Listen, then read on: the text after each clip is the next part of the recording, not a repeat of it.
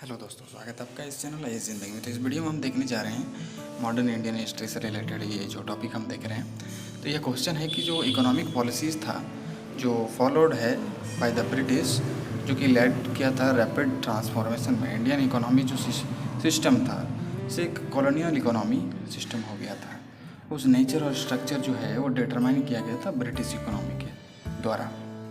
तो हमें डिस्कस करना है कि जो कॉलोनियल पीरियड के दौरान जो इंडियन इकोनॉमी जिस तरह चेंज हुआ ब्रिटिश इकोनॉमी में, कॉलोनियल इकोनॉमी में, तो उसी को हमको डिस्कस करना है। तो आप यह वीडियो देख सकते हैं अगर आप कोई कंपटीशन एग्ज़ाम की तैयारी कर रहे हैं तो आपके लिए यह वीडियो फ़ायदेमंद होगा। जैसे कि यूपीएससी की तैयारी कर रहे होंगे या फिर स्टेट पब्लिक सर्विस कमीशन के, तो आपके लिए यह वीडियो फ़ायदेमंद होगा।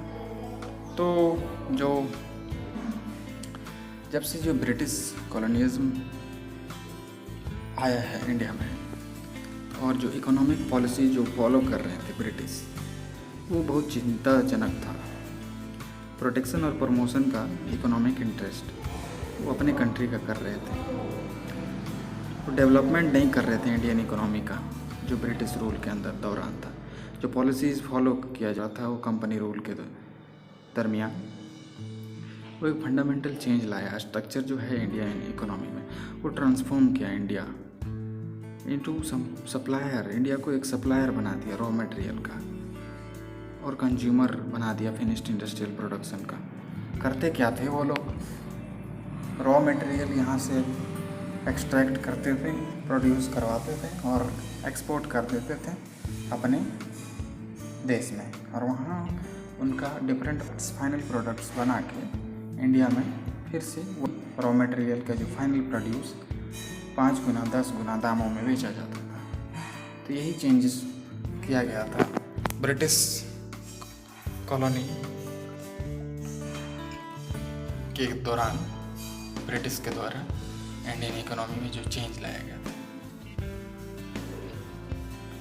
तो जो ब्रॉड स्टेजेस हैं ब्रिटिश कॉलोनियलिज्म के इंडिया में, वो जो इकोनॉमिक इम्पैक्ट करता है ब्रिटिश रोल इंडिया में, और यह भी स्टडी किया गया है जो कि स्टेजेस जो हैं, जो फुल मीनिंग है ब्रिटिश का, और जो मर्केंटाइल डेवलपमेंट है 1757 से 1813 तक ईस्ट इंडिया कंपनी का जो बिगिन हुआ, पॉलिटिकल पावर यूजेस और मोनोपलाइज करना ट्रेड इंडिया में, ये भी डिक्टेट करता है कि जो टर्म ऑफ ट्रेड था डीलिंग का ट्रेडर्स और मर्चेंट्स ऑफ बंगाल के साथ, वो सब डिटरमाइन किया जाता था जो बंगाल के जो ब्रिटिश के द्वारा, ब्रिटिश कॉलोनियल के द्वारा जो कंपनी इम्पोज करते थे एक इन्फ्लेटेड प्राइस गुड्स का। यहाँ पर सस्ते दामों में एकदम जो भी रॉ मटेरियल होता था ले जाते, और जो वेल्थ जो क्रिएटेड किया गया है पॉलिटिकल क्लॉट ब्रिटिश ट्रेडर के द्वारा, यहाँ रॉ मटेरियल सस्ते दामों में ले जाके वहाँ अपने ब्रिटेन में अच्छा खासा अमाउंट में पे करते थे। तो जो रेवेन्यू कलेक्टेड हुआ उस दौरान वो बहुत ज़्यादा उनके द्वारा किया गया। इंडस्ट्रियल फेज में हुआ क्या, 1813 से 1858 के दौरान डेवलपमेंट किया गया ब्रिटिश इंडस्ट्रीज़ का, इंडिया को एक्सप्लॉइट किया गया, कॉलोनियल मास्टर्स का मार्केट बना दिया गया ब्रिटिश गुड्स का।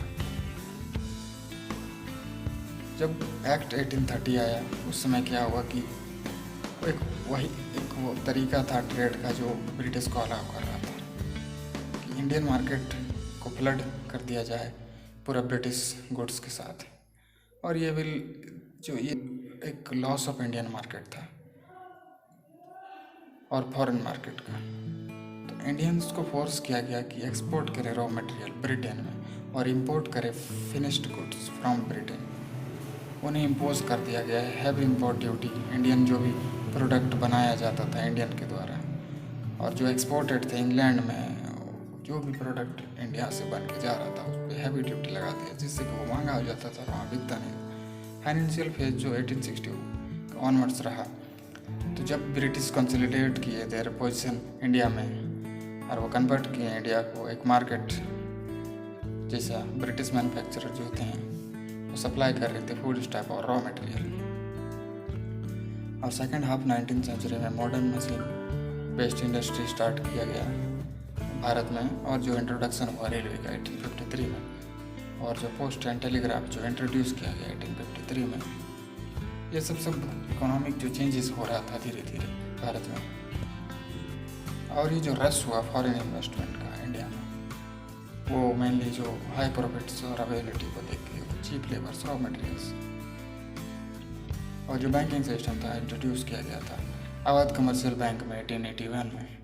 फिर जो होम ग्राउंड इंडस्ट्रीज हुआ करते थे जो एग्जिस्टेंस में आए थे टाटा आयरन और स्टील के साथ जो 1907 में। सोशली हम कह सकते हैं कि ये एक लेट किया कि राइज किया जाए इंडस्ट्रियल कैपिटलिस्ट क्लास में, और वर्किंग क्लास जो बिकम बन गया इम्पोर्टेंट फ्यूचर इस फेज का।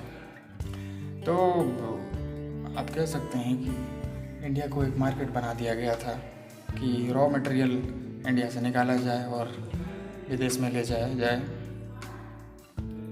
और वहाँ पर फिनिश्ड गुड लाके फिर से भारत में बेचा जाए।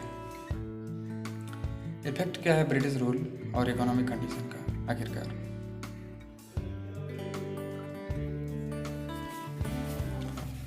ब्रिटिश रूल जो ग्रोथ था वो एक स्टंटेड वे में था इंडियन एंटरप्राइज में।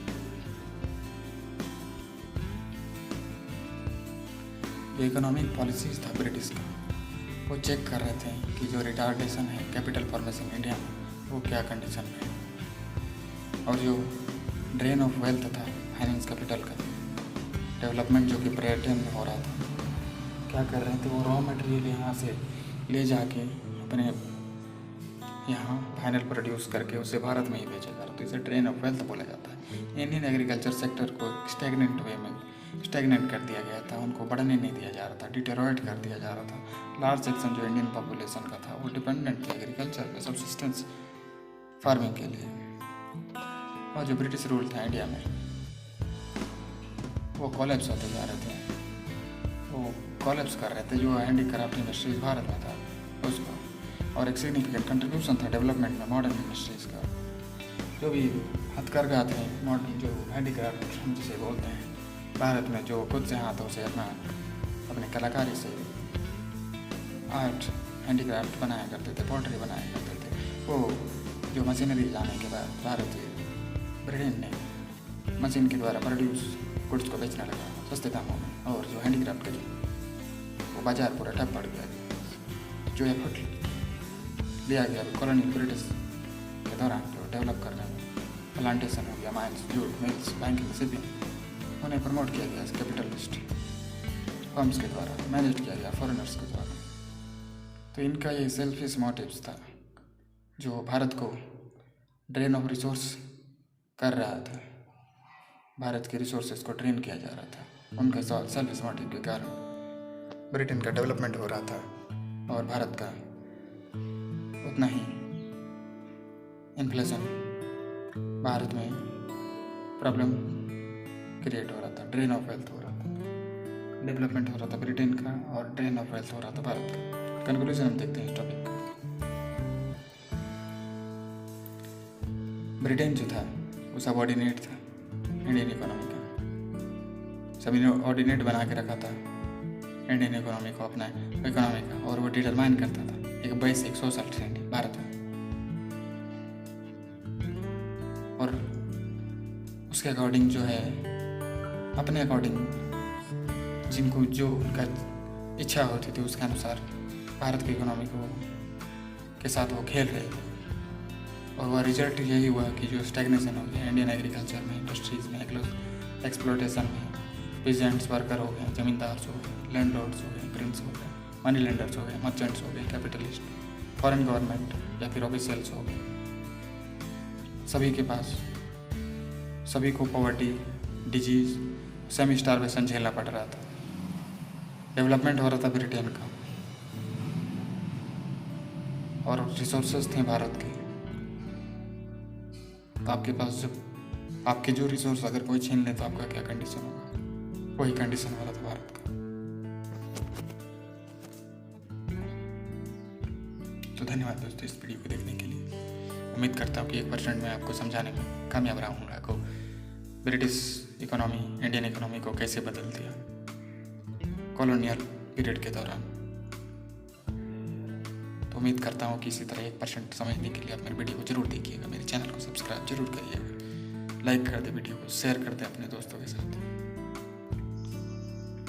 और चैनल को सब्सक्राइब करना ना भूलें और बेल आइकन को प्रेस कर दें ताकि मेरे हर वीडियो की नोटिफिकेशन आपको मिलते रहे, ताकि आप डेली 1% कुछ सीख पाएँ। धन्यवाद दोस्तों। उम्मीद है कि आप चैनल को सब्सक्राइब जरूर करिएगा, बेल आइकन को प्रेस जरूर करिएगा और लाइक जरूर करिएगा वीडियो को और शेयर भी करिएगा, जिसे भी 1% सीखने की चाह। धन्यवाद।